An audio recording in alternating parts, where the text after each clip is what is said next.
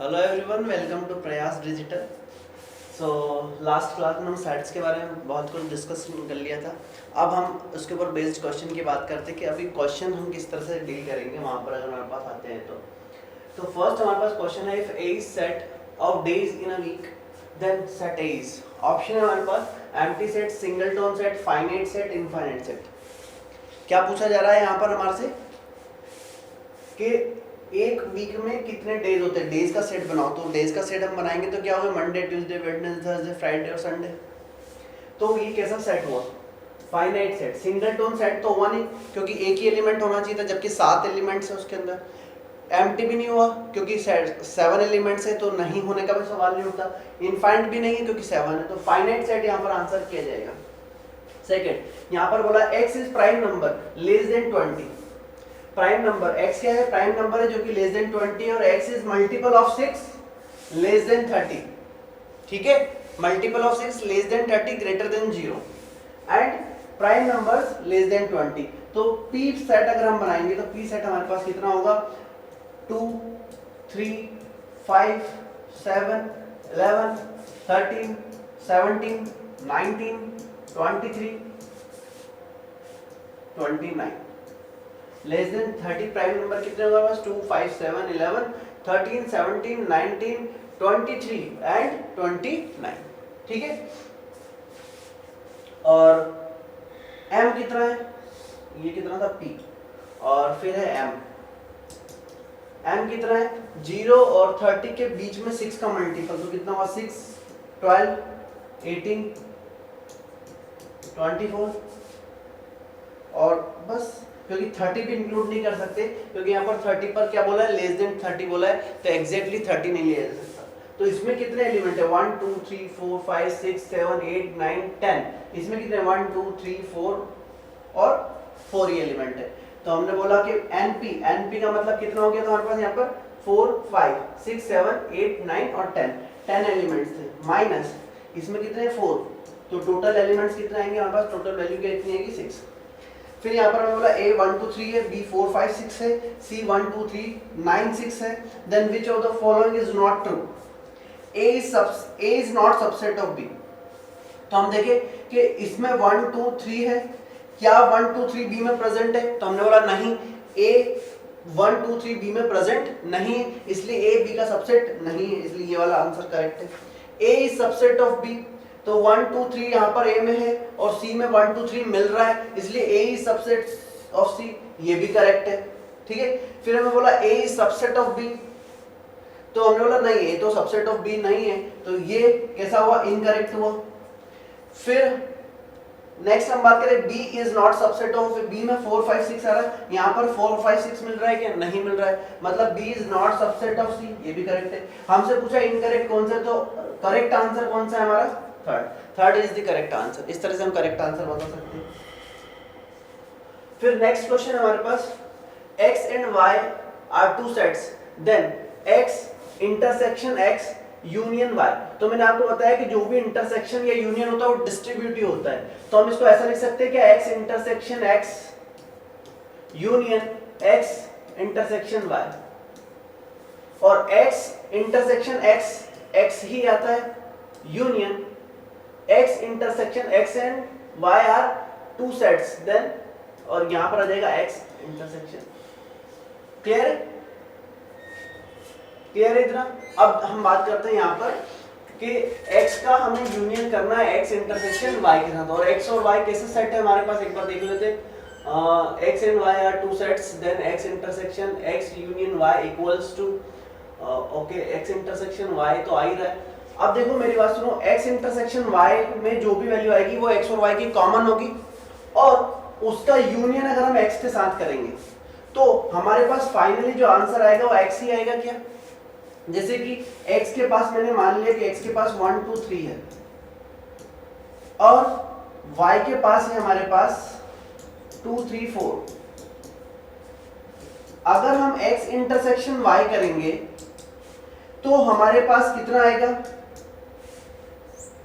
2,3 आ जाएगा। x intersection y करेंगे तो 2,3 आ जाएगा। अब मैं अगर इसका यूनियन इसके साथ करूंगा तो हम क्या बोले 2 3 और 1 तीनों आ जाएंगे। मतलब यहाँ पर जो भी वैल्यू आ रही है वो कैसी वैल्यू आ रही है, जो x और y की कॉमन है, मतलब x से कम वैल्यू है। ये पूरी की पूरी वैल्यू x में प्रेजेंट होगी, मतलब जैसे 2 3 तो x में प्रेजेंट है, तो जब दोनों का यूनियन करूंगा तो 1 2 3 मतलब x खुद आ जाएगा, तो इसलिए यहाँ पर आंसर हमारा x हो गया, ऐसे देखा जा सकता है। ओके, होप ये आपको क्लियर हुआ। तो जब भी हम x इंटरसेक्शन y कर कर किसी भी इन दोनों में से किसी के भी साथ यूनियन करेंगे तो वही वाला एलिमेंट आ जाएगा हमारे पास, ठीक है। फिर नेक्स्ट हमें क्या बोला है, x such that x is greater than equal to 7 and x belong to natural number for universal set of natural number then m is, क्या बोला है हमें, हम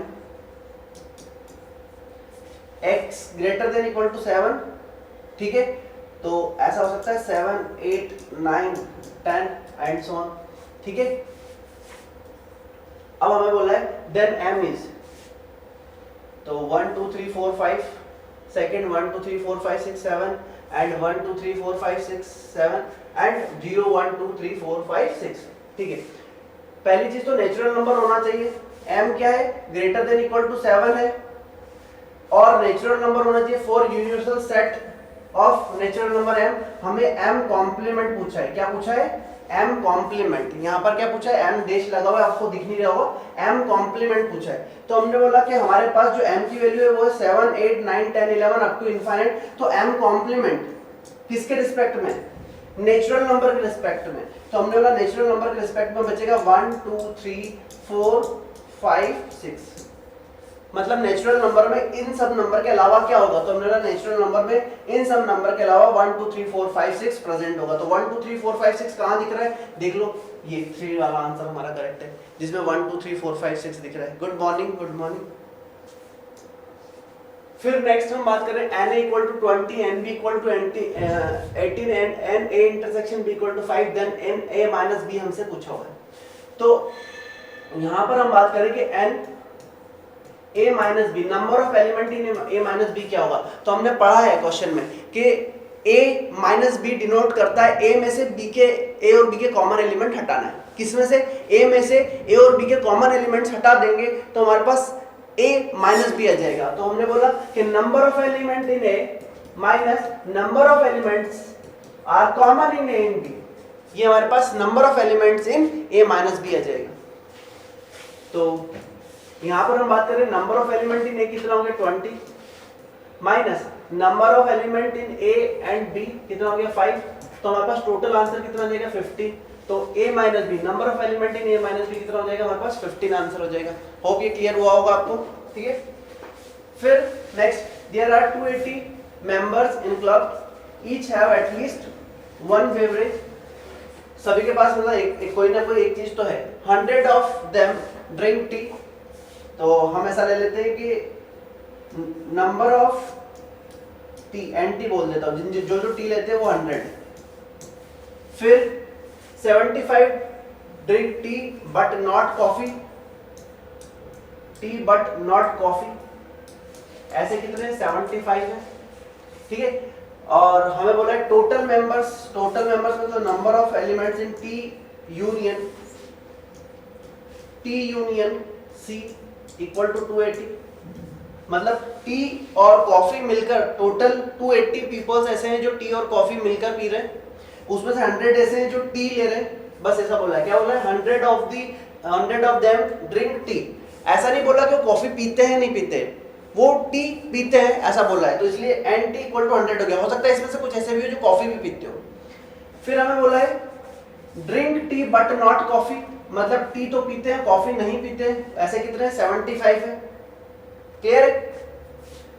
then number of members drinking coffee, तो हमें नंबर ऑफ मेंबर्स बताने जो सिर्फ कॉफी पीते हो, तो इसका मतलब क्या हुआ, इसका मतलब number of element in T minus number of element in T intersection C equal to 75। तो number of element in T intersection C हमारे पास कितना आ जाएगा 100, इसकी वैल्यू होगी 75, इधर माइनस हो गया तो 25 पीपल्स ऐसे हैं जो क्या पीते हैं, टी और कॉफी दोनों पीते हैं।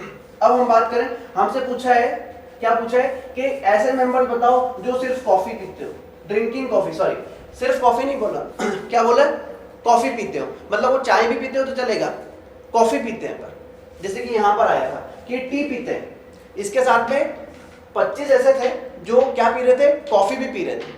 अब हमें ये पता लगाना है कि कॉफी कितने लोग पीते हैं, तो हमारा आंसर हो जाएगा number of T union coffee equal to number of T plus number of coffee minus number of T intersection coffee. ऐसा आंसर आ जाएगा हमारे पास। हमारे पास टी इंटरसेक्शन सी की वैल्यू है, नंबर ऑफ टीज हमारे पास है, नंबर ऑफ कॉफीज हमें पता लगाना है, और ये टोटल 280 है, ये भी हमें पता है। 100 माइनस हो गया 180 बचा 25 प्लस हो गया, तो हमारे पास हो गया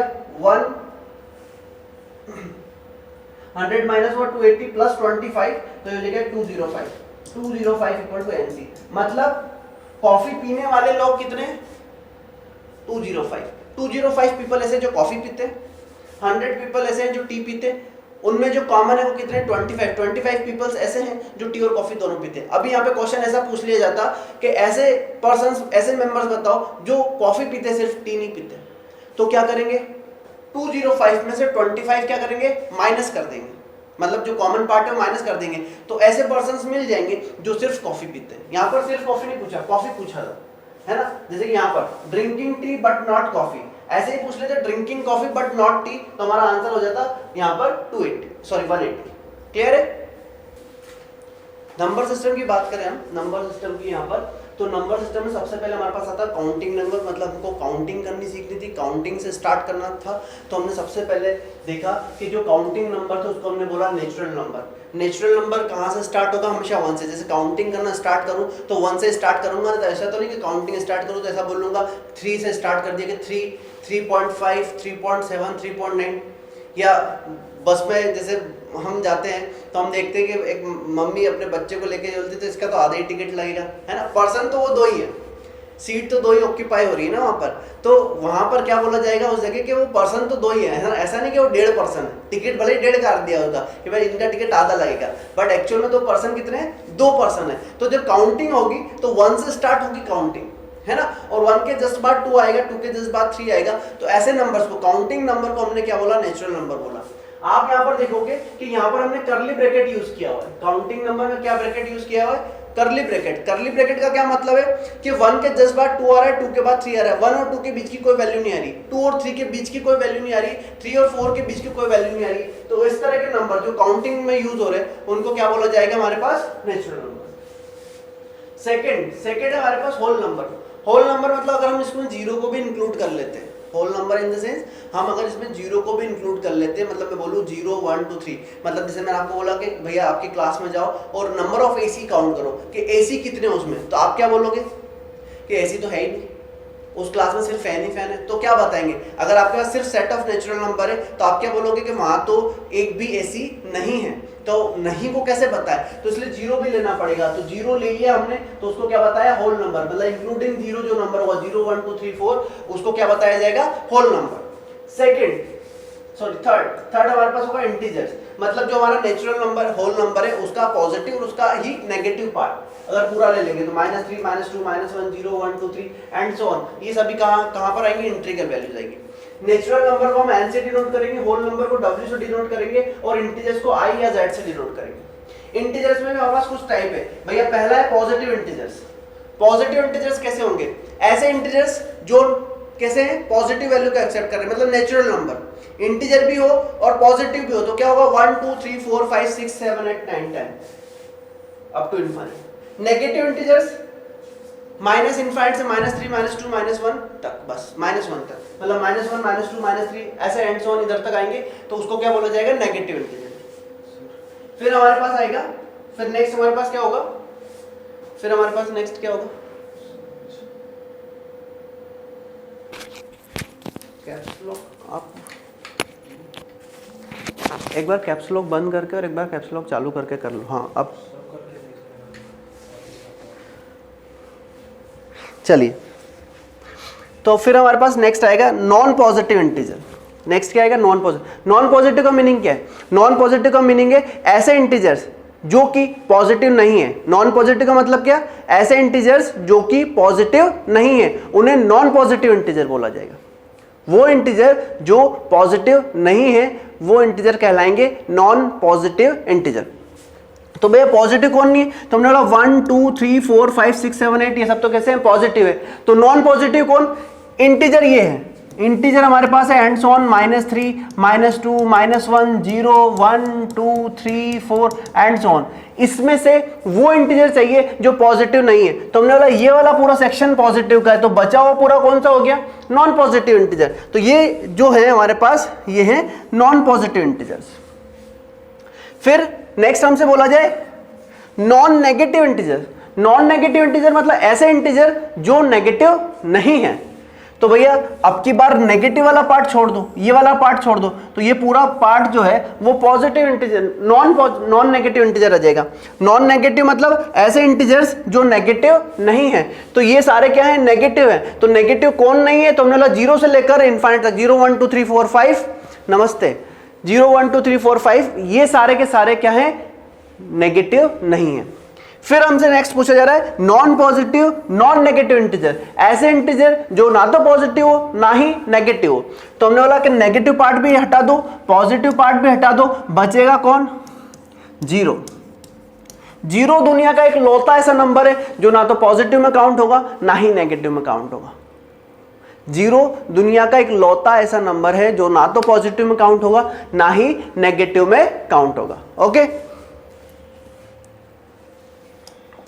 फिर नेक्स्ट हम बात करते हैं इवन नंबर्स।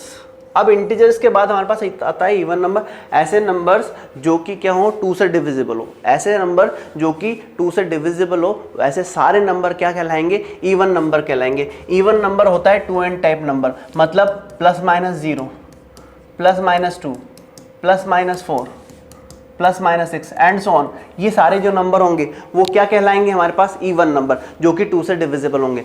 बच्चे कितने बोलते हैं सर नेगेटिव नंबर भी इवन है क्या, तो भाई हाँ, नेगेटिव नंबर भी एक इवन नंबर है। नेगेटिव नंबर को भी इवन नंबर बोला जाएगा अगर वो 2 से डिविजिबल है तो। फिर आता है next odd number. Odd number मतलब जितने भी हमारे पास इंटीजर्स हैं उनमें इवन नंबर के अलावा जितने भी नंबर्स बचे हुए हैं वो सारे कैसे हो जाएंगे हमारे पास, ऑड नंबर। ऑड नंबर जो होगा 2n टाइप होगा, where n belong to integer. यहाँ पर where n belong to integer, अगर मैं n की इंटीग्रल वैल्यू पुट करूंगा यहाँ पर 2n की जगह पर, मतलब n की जगह पर कोई भी इंटीजर वैल्यू पुट करूँ तो यही आएगा 2 4 6 -2 -4 -6 आएगा। 2n + 1 टाइप अगर होगा, 2n + 1 टाइप नंबर मतलब 3 1 3 5 7, it means +-1 +-3 +-5 +-7 and so on. ऐसे जितने भी नंबर्स होंगे वो सारे नंबर क्या कहलाएंगे, ऑड नंबर कहलाएंगे। फिर आता है हमारे पास प्राइम नंबर। प्राइम नंबर्स ऐसे नंबर्स जिनका जो फैक्टर है वो क्या हो, एक तो खुद 1 हो, मतलब एक तो खुद हो और एक क्या हो 1, मतलब ऐसे नंबर जो इटसेल्फ और 1 से डिवाइड होते हैं, एग्जैक्टली 2 डिविजर्स हो, इटसेल्फ एंड 1, वो सारे नंबर्स क्या होंगे, प्राइम नंबर होंगे। 1 प्राइम नंबर नहीं होता, 1 प्राइम नंबर नहीं होता। प्राइम नंबर कहां से स्टार्ट होगा, 2 से स्टार्ट होगा। 2 3 5 7 11 13 17 19 एंड सो ऑन। इस तरह से जब हमारे पास आएगा तो वो सारे नंबर्स क्या हो जाएंगे हमारे पास, इन सभी नंबर्स को क्या बोला जाएगा हमारे पास, प्राइम नंबर्स बोला जाएगा। प्राइम नंबर से इनको अगर हम डिवाइड करेंगे तो ये खुद से डिवाइड होंगे और ज़्यादा से ज़्यादा 1 से डिवाइड हो सकते हैं, इसके अलावा किसी भी वैल्यू से डिवाइड नहीं होंगे। तो इन सभी नंबर्स को क्या बोला जाएगा हमारे पास, प्राइम नंबर्स बोला जाएगा। ये सारे नंबर्स क्या होंगे, प्राइम नंबर्स में काउंट होंगे। अब बात करते हैं हम प्राइम नंबर के बाद में, जैसे प्राइम नंबर में 2 जो है, 2 एक लौता दुनिया का नंबर ऐसा है, 2 is only even prime number. एक लौता ऐसा नंबर है जो इवन भी है और प्राइम भी है, वो है 2। इसके अलावा कोई भी इवन नंबर प्राइम नहीं होता क्योंकि वो 2 से डिवाइड हो जाता है और खुद से तो होता ही है। तो इवन प्राइम नंबर एक ही है, वो है 2। लीस्ट प्राइम नंबर भी 2 है, लीस्ट ऑड प्राइम नंबर 3 है। ठीक है, फिर आता है हमारे पास कंपोजिट नंबर, ऐसे नंबर जो कि प्राइम नहीं है, मतलब जिनके डिविजर्स 2 से ज्यादा हैं। ऐसे नंबर्स जिनके डिविजर्स 2 से ज्यादा हैं वो सभी नंबर्स क्या कहलाएंगे, कंपोजिट नंबर कहलाएंगे। ऐसे नंबर्स जिनके डिविजर्स 2 से ज्यादा, मतलब प्राइम नंबर है, जितने भी नेचुरल नंबर है 1 के अलावा, 1 और प्राइम नंबर के अलावा जितने भी नंबर्स हैं वो सारे क्या हैं, कंपोजिट नंबर है। क्या बोला है, all the natural number other than prime numbers except one is called composite number. तो कंपोजिट नंबर कहां से स्टार्ट होगा, 4 6 7 सॉरी 7 नहीं 6 8 9 10 एंड सो ऑन, ऐसे लिखते जाएंगे। इनके जो डिविजर्स है क्या 2 से ज्यादा है, इसलिए ये कैसे नंबर हो गए, कंपोजिट।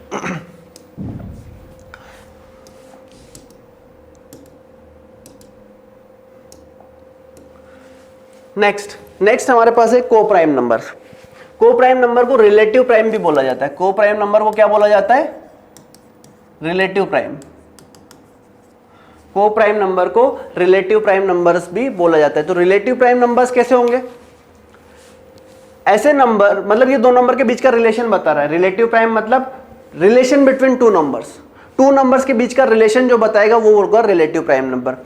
मतलब मैंने आपको एक नंबर दिया, एक नंबर दूसरा दिया, मैंने पूछा ये नंबर कैसे हैं, दो नंबर के बीच का रिलेशन बताओ। तो अगर उनका हाईएस्ट कॉमन फैक्टर HCF 1 आ रहा हो, HCF 2 number, HCF of 2 number is 1, then numbers are relative prime। कोई भी दो नंबर दिए जिनका HCF 1 आ रहा है, जैसे कि हमने लिया 5,12 ले लिया, तो 12 और 5 में ऐसी कॉमन वैल्यू बताओ जिससे 5 भी डिवाइड हो जाए और 12 भी डिवाइड हो जाए। ऐसी सबसे बड़ी वैल्यू बताओ जिससे 5 और 12 दोनों डिवाइड हो रहे हैं। तो आप क्या बोलोगे, 1 ही एक लौती ऐसी वैल्यू है जिससे दोनों डिवाइड हो सकते हैं। या फिर मैंने आपको बोल दिया कि एक तो 6 ले लिया हमने और एक ले लिया 25। 6 और 25 में हम देखें कि ऐसा कोई ग्रेटेस्ट नंबर बताओ, ऐसा ग्रेटेस्ट नंबर बताओ जिससे दोनों डिविजिबल हो रहे हैं। तो हमने बोला कि 6 और 25 दोनों को डिवाइड करने वाली टर्म तो कौन सी हो सकती है, सिर्फ और सिर्फ कौन सी हो सकती है, 1। इसके अलावा दोनों डिवाइड नहीं होंगे। तो वो हो जाएगा हमारे पास रिलेटिव प्राइम, या फिर हम बोल सकते हैं इसको ट्विन प्राइम। ठीक है, सॉरी, रिलेटिव प्राइम या फिर को प्राइम। कहां जरूरत पड़ रही है, इस नंबर की जरूरत क्यों पड़ती है, मतलब इसको पता क्यों लगाना है, इसको किस वजह से हमने पढ़ा है कि भैया रिलेटिव प्राइम क्या होता है। सपोज मैंने आपको बोला कि 12x - 16 = 0, then 12x - 16 = 0 and value of x = p/q, then find p + q। मैंने आपको क्या बोला कि 12x - 16 = 0 आ रहा है, तो x की जो वैल्यू p/q की फॉर्म में आएगी, तो फाइंड p + q। तो बच्चों ने बोला कि इस हिसाब से तो x की वैल्यू कितनी आ रही है, x की वैल्यू निकालें तो x की वैल्यू आ रही है 16/12। 16/12 आ रही, तो 16 + 12 कितना हो गया, 28। किसी ने इसको कैंसिल कर दिया, तो p + q की वैल्यू फिर एक और ने क्या बताई, 2 से कैंसिल कर दिया, तो ये हो गया 8/6। 8/6 मतलब 14। किसी ने इसको 4 से कैंसिल कर दिया, तो p + q की वैल्यू उसने बताई हमारे पास 4 + 3 7। ठीक है, तो ऐसी 3 वैल्यू आ गई, या और भी मल्टीपल वैल्यूज आ सकती है। तो हमारे पास क्वेश्चन ये कि 7 आंसर करेक्ट है, 14 आंसर करेक्ट है, या 28 आंसर करेक्ट है, कौन सा करेक्ट है। या फिर हम बोले कि तीनों ही करेक्ट है। यहाँ पर तो हम क्या बोल रहे हैं, तीनों ही करेक्ट आंसर होंगे। क्यों होंगे भाई तीनों करेक्ट आंसर, क्योंकि आपने कुछ ऐसा क्वेश्चन में बोला ही नहीं। आपने तो बोला x की वैल्यू p/q की फॉर्म में आ रही है, p + q बताओ। तो हमने p + q बता दिया, किसी ने कैंसिल करके बता दिया, किसी ने बिना कैंसिल करे बता दिया, जो भी इक्वल मल्टीपल बोल रहे थे। बट अगर यहां पर एक वर्ड और यूज हो जाता कि p, q are relative prime, एक वर्ड यूज और हो जाता कि p, q are relative prime, अगर ये वर्ड यूज हो जाता तो सिर्फ एक ही यूनिक आंसर होता 7। आपको 7 आंसर करना होता। क्यों, दोनों में कोई कॉमन मल्टीपल नहीं होना चाहिए था, तो आपका आंसर यहां पर आता फिर 4/3। 4/3 करेक्ट आंसर होता फिर आपका, और 4 + 3 फिर कितना होता हमारे पास 7। 7 इज द करेक्ट आंसर। फिर 14 और 28 करेक्ट नहीं होता। तो क्वेश्चन में ऐसा वर्ड यूज किया जाता है कि भैया ये इनकी मिनिमम वैल्यू को एक्सेप्ट कर रहे हैं, या फिर ये लीस्ट प्राइम नंबर है, या ये p और q अपनी लीस्ट वैल्यूज को एक्सेप्ट कर रहे हैं, या p और q क्या है, रिलेटिव प्राइम है। ऐसा कुछ होगा तो हमारे पास आंसर एक यूनिक आंसर आ जाएगा। ठीक है,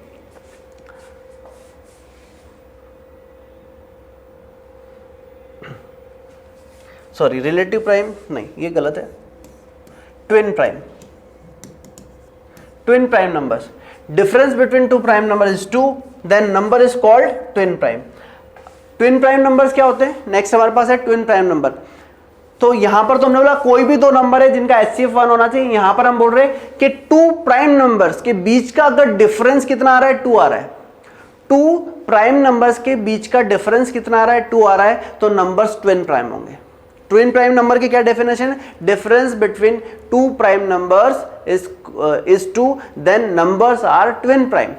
तो प्राइम नंबर भी होना चाहिए और उनके बीच का डिफरेंस भी कितना होना चाहिए? 2 होना चाहिए। तो क्या हो सकता है? एक तो 3,5, 5,7, फिर हो सकता है 11,13, फिर हो सकता है 17,19 एंड सो ऑन, ऐसा हो सकता है। ठीक है, तो ये सारे नंबर्स क्या होंगे हमारे पास? ट्विन प्राइम होंगे, क्योंकि इनके बीच का डिफरेंस 2 आ रहा है। इसकी एक और खासियत है, ट्विन प्राइम नंबर की एक और खासियत है कि number between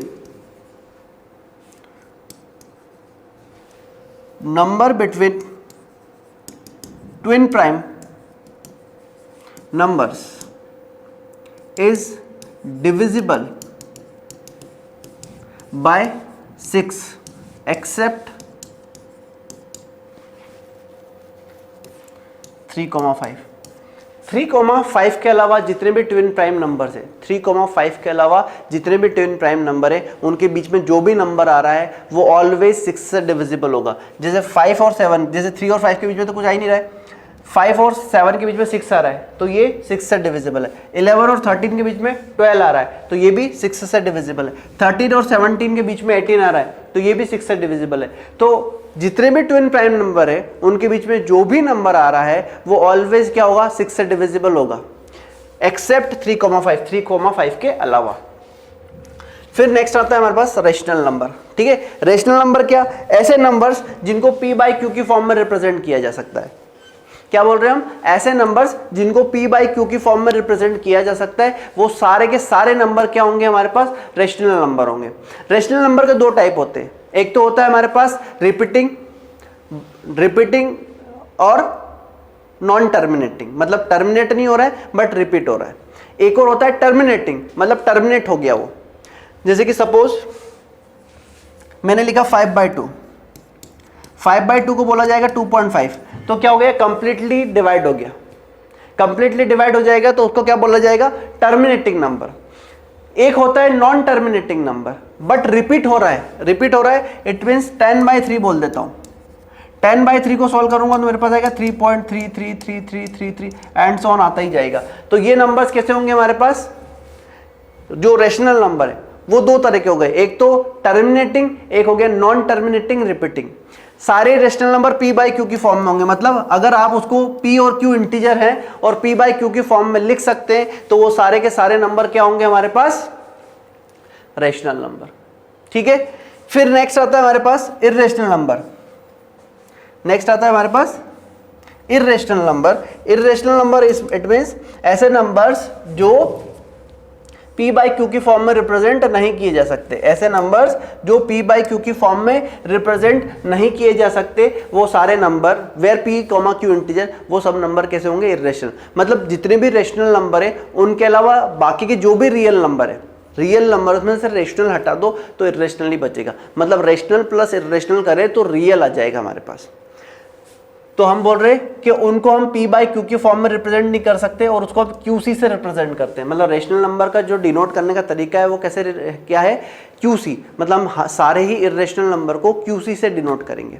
irrational number p by Q के फॉर्म में रिप्रेजेंट नहीं होगा, वो नॉन टर्मिनेटिंग नॉन रिपीटिंग होता है। नॉन टर्मिनेटिंग नॉन रिपीटिंग मतलब कोई भी नंबर है तो ऐसा हो गया 2.13451 2 1 3 1 4 5 6 7 2 1 1 1 3, तो कुछ भी सीक्वेंस रिपीट नहीं हो रहा है। और रेशनल नंबर अगर होता तो रेशनल नंबर का सीक्वेंस रिपीट होता है, वो होता है 2 1 2 3 1 2 3 1 2 3, तो एक सीक्वेंस मिलता है। एक सीक्वेंस अगर मिल रहा है मतलब रिपीटिंग हो रहा है तो वो रेशनल है, नॉन रिपीटिंग है तो वो क्या है? इर्रेशनल है। इर्रेशनल का आपको पता है एक तो पाई होता है जिसकी वैल्यू अप्रॉक्सीमेटली हम 3.14 लेते हैं, एक ई होती है जिसकी वैल्यू 2.7 समथिंग होती है। ई मतलब नेपियर्स कांस्टेंट है जो इर्रेशनल नंबर में आता है। उसके अलावा आपको पता है कि √3 √2 √3 √5 ऐसे नंबर जो कि परफेक्ट स्क्वायर नहीं है उनको रूट में रख देंगे तो वो सारे नंबर कैसे होंगे? इर्रेशनल नंबर होंगे।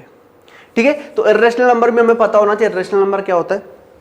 फिर हम देखें यहाँ पर, अभी रियल को थोड़ी देर के लिए छोड़ते हैं, रियल की बात बाद में करेंगे। फर्स्ट, अगर हम रेशनल को मैं क्यू से डिनोट कर रहा हूं, अगर हम रेशनल प्लस रेशनल करेंगे, 2 रेशनल नंबर को ऐड करेंगे तो रेशनल ही आएगा हमारे पास आउटपुट। सेकंड, एक रेशनल और एक इर्रेशनल को अगर हम ऐड करेंगे तो हमारे पास आंसर इर्रेशनल ही आएगा। रेशनल के साथ इर्रेशनल को ऐड करें तो इर्रेशनल ही आंसर आता है। दो इर्रेशनल नंबर को अगर हम ऐड करें, टू इर्रेशनल नंबर को ऐड करेंगे तो हम बोलेंगे मे बी रेशनल और मे बी इर्रेशनल। रेशनल भी आ सकता है और इर्रेशनल भी आ सकता है। दो रेशनल नंबर को ऐड करें तो रेशनल भी हो सकता है, दो इर्रेशनल नंबर को ऐड करें तो वो रेशनल भी हो सकता है और इर्रेशनल भी। कैसे, मैं आपको बता देता हूं। जैसे कि हमने बोला कि एक हमारे पास इर्रेशनल नंबर है √2, दूसरा इर्रेशनल नंबर है हमारे पास 2 + √3। तो दोनों को अगर हमने ऐड किया Q1C Q2C को, ठीक है, Q1C और Q2C ले लेता हूं, तो हमारे पास आ जाएगा 2 + √2 + √3। तो ये एक इर्रेशनल है। उसके अलावा अगर हमने ले लिया कि Q1C एक इर्रेशनल नंबर जो है वो -√2 है और एक जो सेकंड वाला इर्रेशनल नंबर है वो है 1 + √2 है, दोनों को ऐड करेंगे तो 1 आ जाएगा, तो वो क्या हो गया, रेशनल हो गया।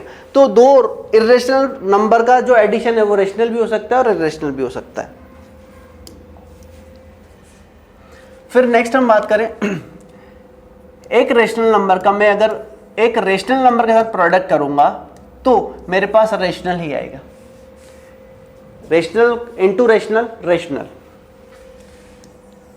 एक रेशनल नंबर का मैं किसी इर्रेशनल नंबर के साथ प्रोडक्ट करूंगा तो मेरे पास इर्रेशनल नंबर आएगा।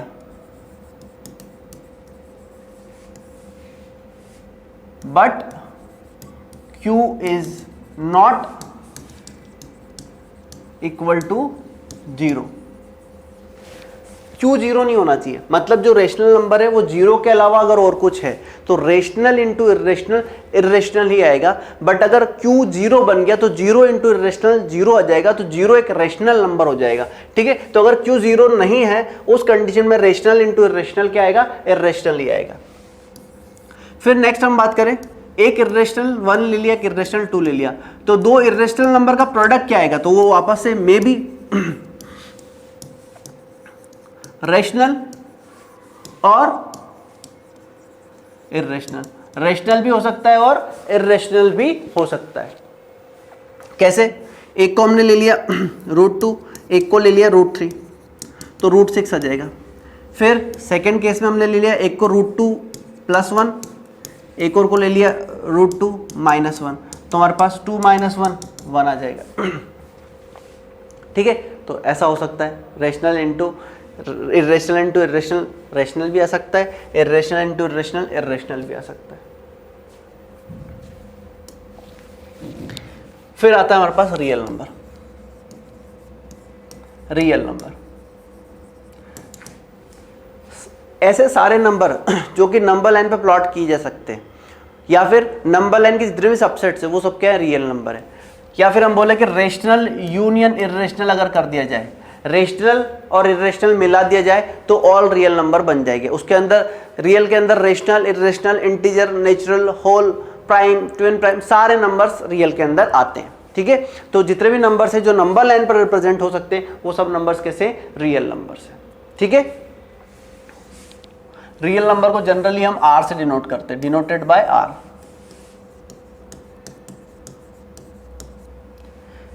फिर आता है हमारे पास कॉम्प्लेक्स नंबर। ठीक है, कॉम्प्लेक्स नंबर को अभी तो ज़्यादा डिटेल में देख नहीं पाएंगे।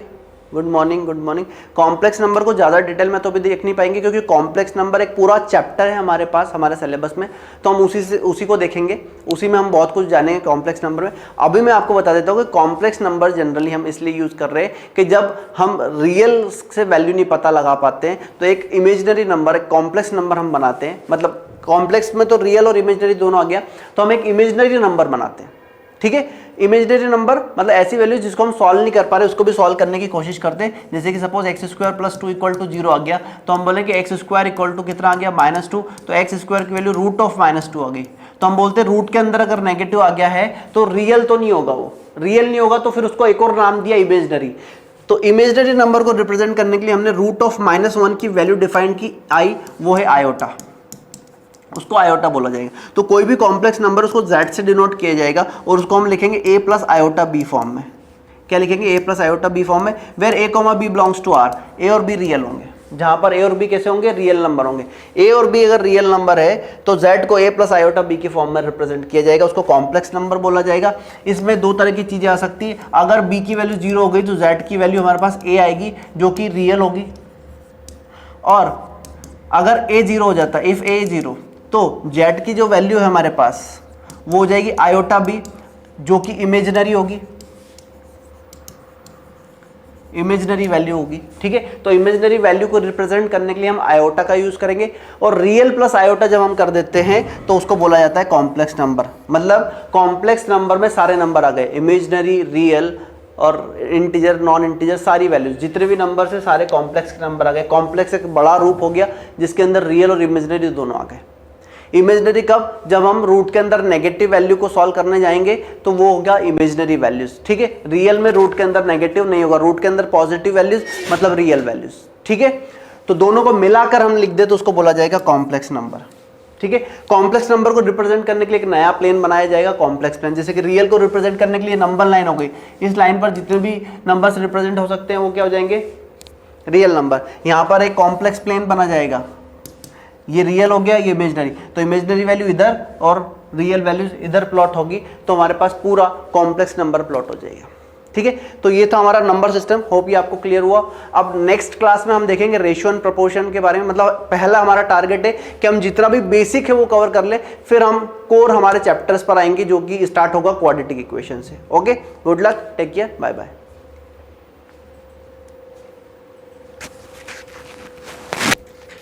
उधर से बंद कर दो, लाओ सर, चालू कर देता हूँ आपको।